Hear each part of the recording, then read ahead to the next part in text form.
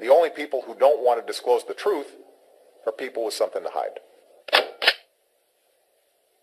Well, the president has enrolled in Obamacare, but he didn't actually do it himself, and he didn't do it via that trouble-plagued healthcare.gov website. So can the president truly relate to the millions of frustrated Americans who are trying to run that gauntlet?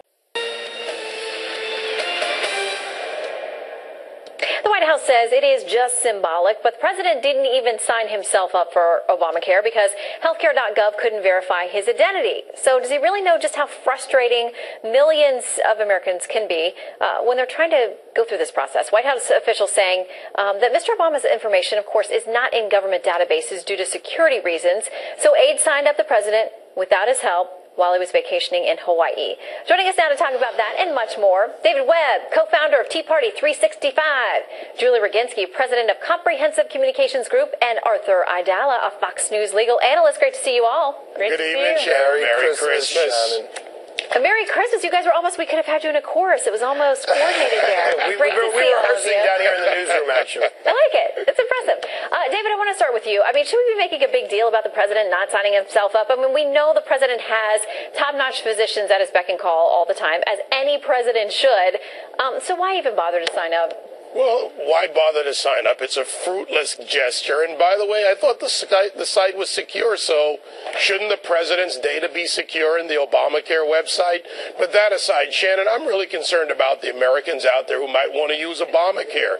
We talk about all the people that are having trouble not signing up for it, the millions that are losing their health care. What about those people that on January 1 or depending on the state, whichever has been extended, even multiple deadlines within the state, that may not be able to use Obamacare? And, you know, Alan Grayson said Republicans want you to die quickly. Well, with Obamacare, please, America, don't get sick, because it's hope and fate that you don't get sick, and you might need to use this system. Well, and Julie, you know, we talked about the report earlier in the show by USA Today, their analysis of all these plans in every single state, saying that, you know, in a lot of places there is nothing that's defined as affordable by the government. Was this not well thought out? Are there ways to rectify it, or is this thing going to implode? It's not going to implode, and it's sort of too late. You have an article in the New York Times today that basically lays out the fact that Republican senators are coming around to the belief that it's impossible to repeal this. It's underway. Millions of people have already signed up. Millions more will before the March deadline. So you can't repeal it, so you have to live with it. Is it a perfect law? Absolutely not. Is it going to provide, I believe, access to millions of people to get affordable health care who otherwise couldn't have gotten it? Absolutely. And that's really the difference here. But hold it. Obamacare needs 67,000 people to sign up for it on a daily basis. How many have signed up in Oregon?